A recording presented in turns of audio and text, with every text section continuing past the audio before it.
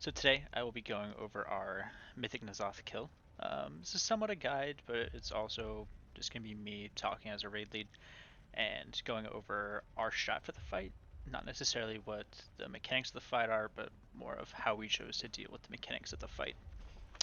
Also, before I hit play and start kind of going over things, if anyone has any questions about the fight, kind of like about our comp, need help looking at logs, I fucking love going through that type of stuff.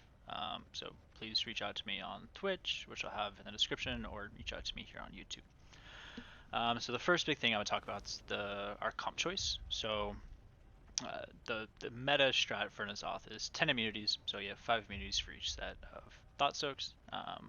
What we ended up doing was 9 immunities and using an APT Totem Res, which you'll see me do here in a second. So go ahead and play. Got the ship. So do the 20-second pull timers for the mages.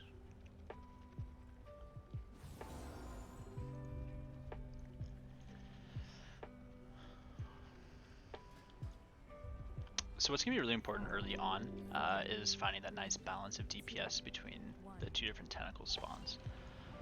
So we were able to find that and kind of see what seeds we can commit where.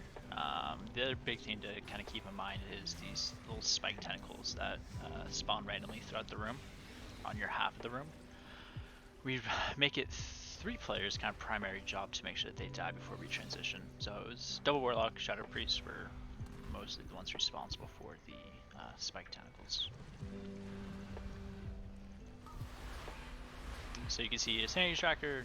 It's pretty standard to lose 5 sanity here. It's not standard to lose 15. That generally means someone got hit by something. So for this second set of bashers, we'd stack the side that is going down Psychus 1 a little bit heavier than the other side to make sure that we were able to push on time and get into position for the portal. So we had 11 players on this side helping us out as opposed to 10 on each side. My teams are getting in position. So for Psychus Team 1, we went with 8 players, so 1 tank, 1 healer, and 6 DPS. I highly advise that you try to 1 heal this phase. It's pretty easy to heal outside of the initial burst of damage that you take from the flames. Our route here is super standard, as you'll see. The other thing that you're going to kind of want to do is assign a stun rotation, at least for the first Someone give her 2. 4 tentacles, as well as a kick rotation, which you can hear the raid start talking about.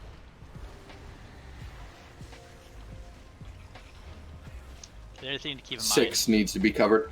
which you'll see us kind of mess up here, is you want to be focusing all damage on the synapse to make sure they get executed. So we were a little bit slow on that one, and I think we're going to be a little bit slow in executing this next one as well. So you see players start leaving. We've been slow on these last 2 guys. But synapse still need to be executed. Our push timing for Psychus 1 is we'd always try to not push any faster or slower than 230. The reasoning behind is if everyone knows we're going to be damaging a boss at 230, it allows the players upstairs to be in position to start damaging us off. We lost at 214 in both phases. Yeah, so you see you lost one out, he was at 214, 213. We ended up killing 8 synapses every time. Just kind of what works best for our team. Plenty of crews do 7 synapses, then push a little bit faster than 230. Coming up in 2 seconds. So we pushed at 230. You don't want to ignore the little psycho pages here, but you don't want to overcommit to them. So really cleave off and N'Zoth onto them. And the push that you're going to want for first DPS phase is anywhere between 86 at the highest, and then we got as low as 84% on our best. So just be double neck. I think for our first push here, we got like 86.04. Yeah, so 86.04, that's right. Just within the realm of reason. So this next paranoid always kind of come fast. One of the things that we would struggle with here is making sure that players kept up on their kicks on the corruptors. With paranoid out, like players positioning would obviously have to be random. So we'd always try to cover kicks during this. After first Psychus, we'd do 2 necks, which is really standard for this fight.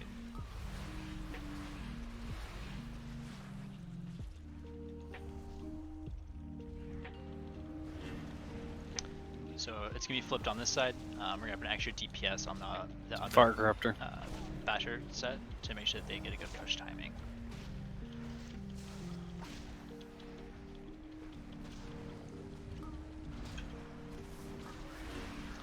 Stars is gonna die just a little Don't bit go slower in than yet. they do. Onion kicks on diamond.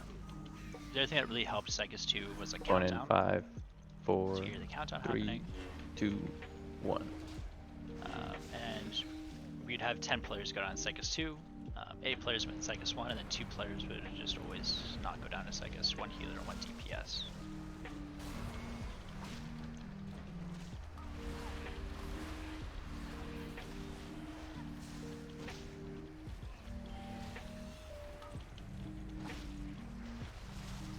So once you get used to it too, you'll always be able to know where the psychophages are going to spawn. So we grab these two.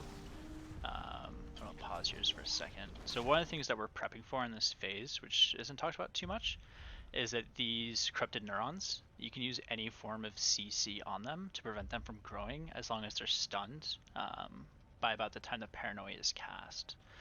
So you could use literally any stun. I could leg sweep, I could paralyze, you could cap totem. Warlocks can use multiple stuns. You can fear them as long as they are incapacitated to some extent during this paranoia cast, which made this phase so easy. And if you're a monk, you can see me draw my totem there, so I know the jimmies or the psychophages are going to spawn here, and there's this next set spawning over here. Half the time they'd get in range of this totem, the other half the time I can move my totem last second to prevent them from getting to the group. 2 boss. So we had a set stun location for all of these corrupted neurons, so you can see we'd have to damage any of them. We could just stun them. I'm gonna So wait for Creeping Anguish before I pull him. replace my totem. And it gives us enough time kill for yet, don't kill the yet, other don't kill yet. psychophages Alright, to we're good. get to the group.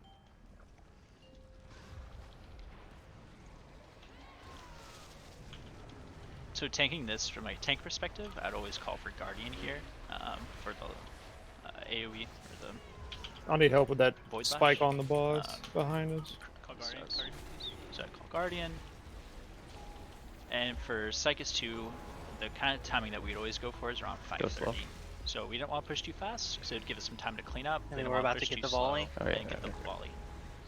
So they come up at 5:31, which is great timing, and this is when we start just cleaving off of this onto the psychophages.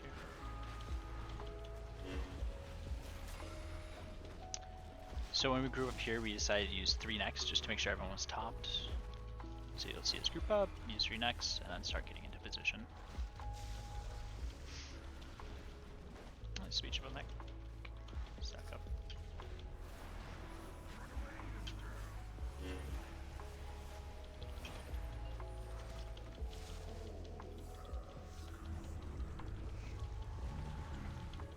So you want to do about 14% each burn phase, which I think we get pretty close to here by the time we move the thoughts.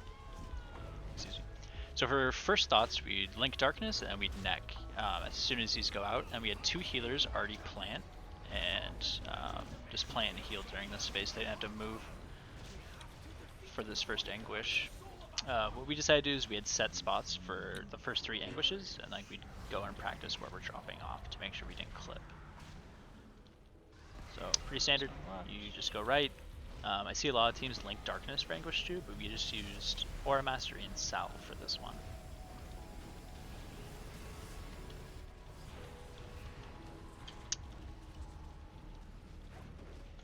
We're spreading right for paranoia. So we drop, and then the goal is always to get the boss sub 60 after this push, especially if we got lucky like we did with this Mind Grasp. 2.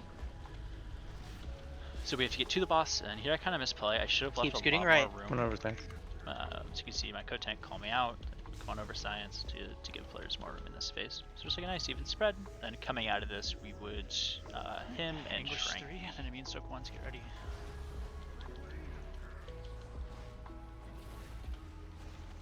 So him Shrink, and then this next set of thoughts, I'm the one that's going to be tanking it. So I set my statue down, and I get ready to mass taunt both thoughts. You want to wait like 2 seconds after they spawn before you taunt, otherwise they'll just be immune to your taunt. So we use 5 immunities here. 4. Scary beam going right here. And this beam is always really scary because you're dropping left and the beam's going right. So you kind of have to make a Then dark judgment mana. call of going left or right in Going this right beam. is beams, yeah. What's really important is the 2 tanks are on the same page about what side of the beam they're on, otherwise the I thoughts get will these spawn thoughts on down. opposite sides. Thank Get more damage on these thoughts. So I'm gonna pause here. So this is when we're gonna use the APT, and the thought process behind me being the one that does this was originally when we were progging this. This is before nerfs to the sanity drain from the thoughts, as well as pre-nerfs to the paranoia sanity drain. Tank sanity is irrelevant after Psychus. We can't lose sanity to anything. So if you go insane, or if you get the N'Zoth debuff before you actually go insane and you die, you onk with 30 sanity. So whoever takes it is gonna res with less sanity. I think this is easier to do as a DPS post nerfs, but we were already in this habit of doing it. So it does make it a little bit scarier as a tank because you'll lose threat on all the thoughts. Off tank is ready to pick them up. A DPS can do this just by taunting one of the thought harvesters when they want to die. It also is kind of scary to the tank 4 thoughts here for a few seconds. Watch my health here. So I couldn't die before the soak went off, then I wanted to die as soon as the soak went off. Let me die. Lasers are going left. So for this one, If you're in the front, good. yeah, we just move left Be lasers. safe here. Just be safe. I play it ultra safe, and I wait for the laser to go past before I accept the res, and then we start just doing damage to the boss.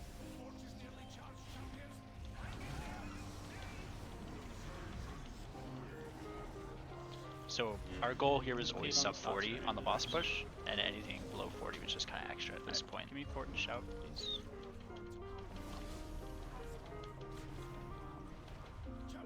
I think we get the boss to about 38% before going down, so we'll see.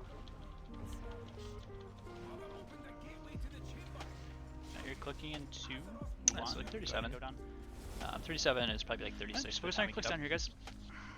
So down here, you'd always want to call out players' clicks just to make sure you know, Steal Bara. they do it and correctly. Enak once we're on So the wall. for setup bombs, we'd click 2 and we'd Enak. neck here on the wall just for some extra sanity. Next set diffuses quick Chevy 90. Go ahead and spread out, guys. Retaunt Myth. So for second set of bombs, you diffuse all 3. Good. Next set diffuses is Thug Zenben Dolar. Stack back up, big heals on So death. this is when we do the taunt swap when the tank gets the debuff, and then we're planning on only Last set of diffusing clicks is 3 and Standard, Iron, healing the last one off. Make sure you get out these Nihilates.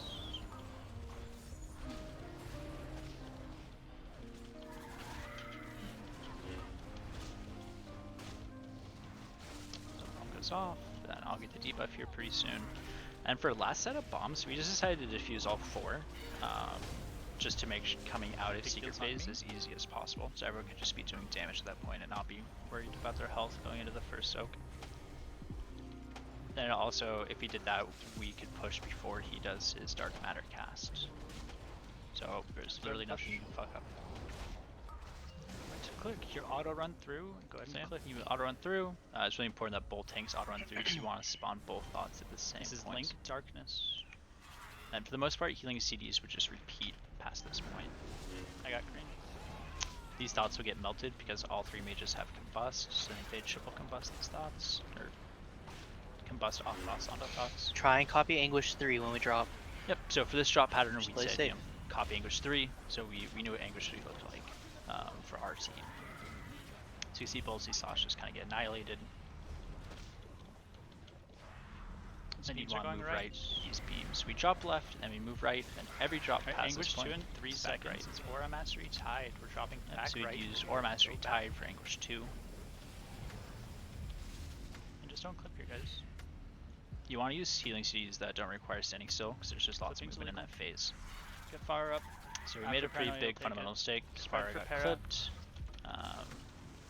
But here in this phase, you can just kind of milk damage. Away. But it's really important that Keep spreading left. And keep spreading players left. get Full healthy room. because there's an Anguish right after this. Good. And Anguish 3 out of this. And Personal if you're low. It's going to hit right after this. So our boss damage is actually really good. And BR Spara. So for Anguish 3, Personals. yeah, we personal if you're low going into it, and it's rally. Is this the one with the beam? him and So we're dropping back right Shrek. here? No, next one's beam. Okay. Dropping back right. Next set of thoughts. We're watching its health here. So the off tank here, or And we're Nith, dropping the back other right, tank, and this is one with the beam he going tanked left. both This thoughts is at immune this set point. one. Set. and this is immune set 1. drop back right. This is the last anguish, so Beams are going left. Just drop everything back, to just live. drop back. And these beams are really Beams are going scary. left. This wiped us a couple of times. Is where you drop back right, but these are last hit beams that are going left. So players sometimes, if different beam spawns, they'd have to make a judgment call right or left of the beam. If you go left, you have to do a lot of movement. If you go right, you're kind of tightly packed. And we'd never want to drop front. Anytime past secret phase, you're not allowed to drop front unless you're a tank. Personal thug, you're low. Everyone personal. And It's fine, here, get 'em both up, SP, the other tank yes. ends up dying.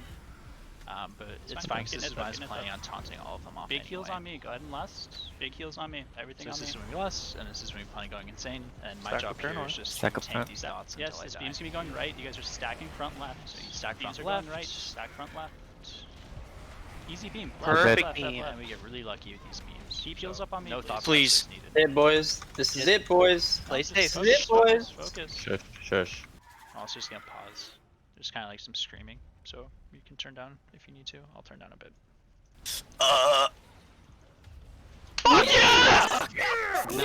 Oh my god! So we finally killed it. It took us, I think, like 303 tries to kill it, which is a little bit above average, I want to say. We tried some different strategies out pretty late in. We tried the strat of everyone stacking for the paranoias in P2, so you get some extra boss damage. We tried some weird shit. But this was the strat that we used to kill. So thank you guys for watching. Like I said at the start, if you have any questions about our comp, if you just have questions about the fight or like maybe what you're doing wrong, I'm always willing to help. Thank you.